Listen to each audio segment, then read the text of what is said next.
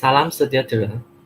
Terlebih dahulu saya ingin merakamkan ribuan terima kasih kepada pihak penganjur Pusat Pengajian Ilmu Pendidikan Universiti Sains Malaysia kerana memberi peluang ini kepada saya membentang kajian saya di atas konferen atas talian ini. Saya memperkenalkan diri saya, nama saya Kong Wei Sing. Pada masa kini, saya merupakan seorang pelajar postgraduate PhD di PPIP USM. Tajuk kajian saya adalah pembinaan dan pengesahan ujian diagnostik kognitif berbentuk dua peringkat untuk mengenal pasti miskonsepsi ungkapan algebra. Tujuan utama kajian ini adalah untuk membina dan mengesahkan ujian diagnostik kognitif berbentuk dua peringkat ini untuk mengenal pasti miskonsepsi ungkapan algebra yang melibatkan operasi mudah iaitu tambah, tolak, darab dan bahagi dalam kalangan murid tingkatan 1. Dan beberapa objektif khusus telah dibina untuk memenuhi tajuk kajian ini. Para hadirin boleh baca dan tengok paparan.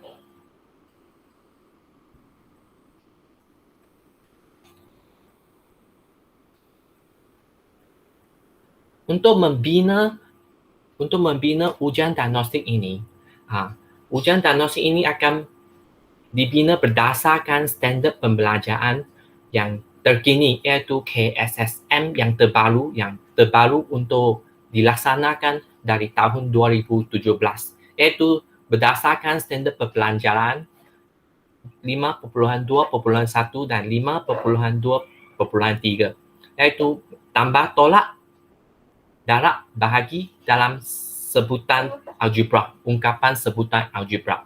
Sememangnya berdasarkan kajian-kajian lepas, miskonsepsi dalam konsep algebra memang terdapat kategori 4 jenis, iaitu miskonsepsi pemboleh ubah, ungkapan, persamaan dan permasalahan berayat. Tetapi dalam kajian ini, miskonsepsi hanya fokus kepada miskonsepsi ungkapan algebra saja. Tambahan lagi, ujian diagnostik yang digunakan dalam kajian ini adalah berbeza dengan ujian diagnostik yang terdapat di pasaran sekarang. Sebab ujian diagnostik kajian ini fokus kepada ujian diagnostik kognitif yang mementingkan prosedur iaitu proses pembinaan ujian dan tujuan utama pembinaan ujian ini digunakan. Maka, model ujian diagnostik kognitif akan digunakan dalam kajian ini.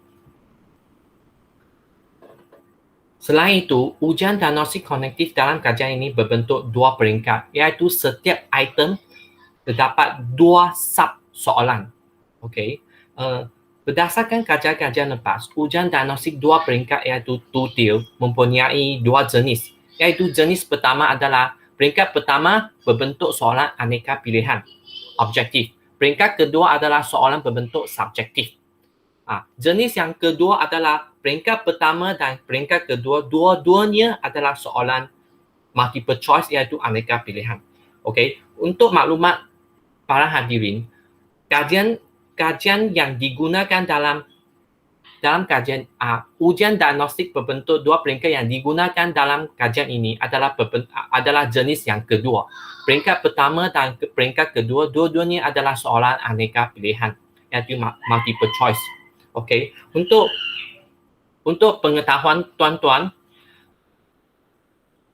diagnostik yang berbentuk dua til iaitu dua peringkat ini. Peringkat pertama adalah menguji pengetahuan fakta dan penjelasan sesuatu fenomena murid di peringkat pertama. Dan melalui jawapan di peringkat kedua dapat mengenal pasti sebab-sebab murid memilih jawapan mereka di peringkat pertama, iaitu menggaji pemikiran kognitif murid semasa menjawab soalan di peringkat pertama.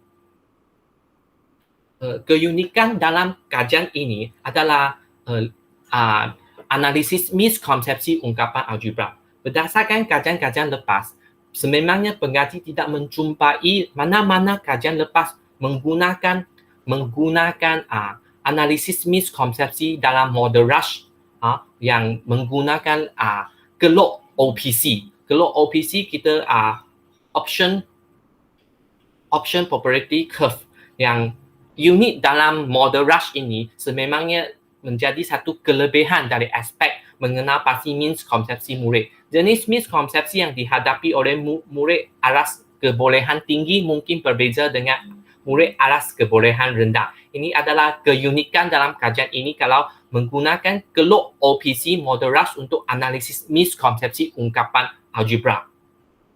Dan ujian diagnostik kognitif yang dibina dalam kajian ini dikatakan lebih mudah ditafsir dan mudah dianalisis berbandingkan kajian-kajian lepas supaya miskonsepsi murid cepat sedang mudah dikenal pasti justru aktiviti pengukuran dapat dilaksanakan dengan lebih cepat. Berdasarkan kajian-kajian lepas, memang banyak kajian-kajian lepas telah mengkaji tentang miskonsepsi ungkapan algebra. Tetapi biasanya mereka menggunakan soalan subjektif. Ini adalah berbeza dengan soalan objektif dalam kajian saya.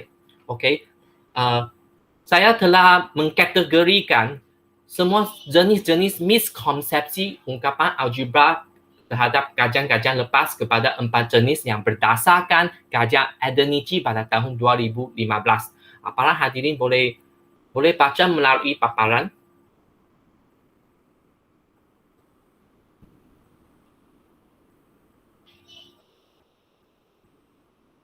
Dalam kajian ini, kerangka teori kajian akan melibatkan beberapa kerangka teori dan juga model, iaitu teori kognitif Piaget dan juga model miskonsepsi ungkapan algebra yang dikemukakan oleh Adenici dan model ujian diagnostik aneka pilihan 2 peringkat, iaitu two-tier multiple choice yang dikemukakan dan juga model pentaksiran diagnostik kognitif iaitu CDA yang dikemukakan oleh Nicole pada tahun 1994 yang mementingkan 5 langkah utama dalam pembinaan ujian diagnostik. Dalam metodologi kajian, pendek kata, kajian ini adalah pendekatan kuantitatif dan kaedah persampelan adalah secara rawat random sampling. Populasi kajian ini adalah terhadap kepada murid tingkatan 1 di seluruh negeri, murid tingkatan 1 sekolah menengah di seluruh negeri Pulau Pinang. Dijangka terdapat 1,500 orang murid yang terlibat dalam kajian ini. Umumnya, alat pengukuran dalam kajian ini terdapat 2, iaitu instrumen pengesahan miskonsepsi pendek singkatannya IPM dan juga ujian diagnostik kognitif operasi mudah ungkapan algebra yang merupakan ujian diagnostik terakhir dan terpenting dalam kajian ini yang berbentuk 2 peringkat. IPM yang dibina adalah instrumen pertama yang untuk dibina untuk mengesan jenis-jenis miskonsepsi yang dihadapi oleh murid tingkatan 1 di Pulau Pinang untuk menjadi rujukan utama dan juga dibandingkan kajian dengan Adenici supaya dapat diaplikasikan di ujian diagnostik kognitif terakhir ini. Dan semua kesahan dan kebolehpercayaan kedua-dua instrumen ini akan mengikuti seperti yang tertera dalam paparan dan memenuhi semua kesahan dan kebolehpercayaan seperti tertera dalam paparan. Okay. Raja 3.1 di sebelah kiri adalah satu prosedur untuk pembinaan ujian yang terakhir iaitu UDKOMUA yang merupakan instrumen terakhir dalam kajian ini. Sebelum UKOMUA dibina, sebenarnya IPM dibina berbentuk soalan subjektif dahulu dan ditakdir kepada 112 responden untuk mengesankan jenis-jenis miskonsepsi murid. Dan ini adalah cara pengumpulan datanya yang dapat ditertera. Para hadirin boleh baca sendiri. Okey, dalam menganalisis data ini, kajian ini adalah dianalisis berdasarkan 2 jenis iaitu model RAS dan juga SPSS. Untuk model RAS, objektif kajian 1, 2 dan 3 akan dianalisis berdasarkan model RAS dan semua kesemakan kesalahan konsep dan analisis miskonsepsi melalui OPC. Kalau OPC adalah dianalisis melalui model RAS ini.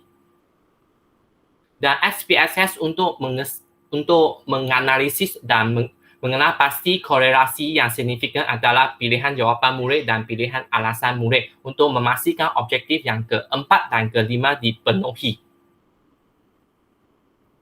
Ini adalah instrumen IPM yang tadi saya kata sebelum instrumen terakhir dibina. Instrumen secara subjektif telah dikemukakan dan dipilih 112 orang murid untuk cuba jawab dan cuba untuk mendetek jenis-jenis miskonsepsi murid supaya jenis-jenis miskonsepsi ini dapat dianalisis. Okey, ini dapat dianalisis.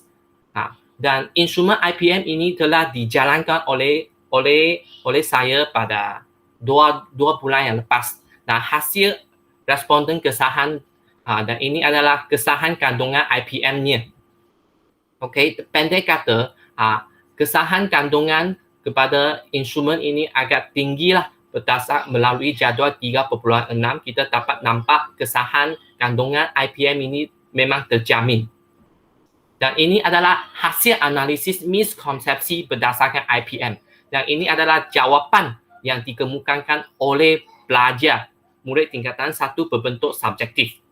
Okey, para hadirin boleh baca, tetapi ini bukan merupakan hasil kajian yang terakhir sebab pengkaji akan berdasarkan hasil analisis ini untuk diaplikasi dan dibandingkan dengan kajian-kajian lepas supaya instrumen yang terakhir yang berbentuk objektif, okey, dapat dibina. Ini adalah contoh instrumen yang terakhir sekali pengkaji akan hasilkan, iaitu ujian diagnostik kognitif operasi mudah ungkapan algebra, okey, yang berbentuk 2 peringkat. Contohnya soalan 1 dan soalan 2. Ini adalah satu contoh. Setiap soalan mempunyai 2 peringkat. Dan untuk pengetahuan tuan-tuan dan puan-puan, pada masa kini pengkaji masih dalam proses pembinaan instrumen ini. Okey. Sekian, terima kasih. Sekiranya terdapat sebarang pertanyaan, boleh hubungi saya melalui email yang dipaparkan. Sekian, terima kasih.